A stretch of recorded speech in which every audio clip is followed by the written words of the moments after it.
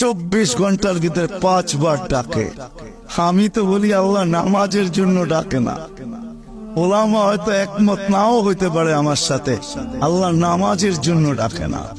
এই উম্মতকে এতটুকু ভালোবাসেন, এতটুকু ভালোবাসেন যে আল্লাহ কথা বলার জন্য ডাকেন, নামাজের জন্য ডাকেন না। এই জন্যই মনে হয় কিতাবালা লেখছে মুসাল্লি উনাজি রব্বা, নামাজি আল্লাহর সাথে কথা বলে।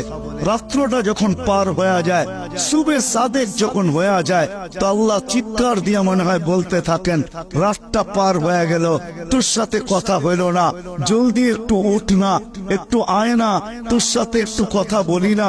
আবার যখন সকাল একটা ফজর একটা শেষ হয়ে যায়, আবার দুপুর আসে, তখন যেন আল্লাহ বলতে থাকে, সেই সকালে কথা হইল, এখন তো দুপুর হয়ে গেল, তোর সাথে কথা হয় না, একটু আয় না, দুপুরে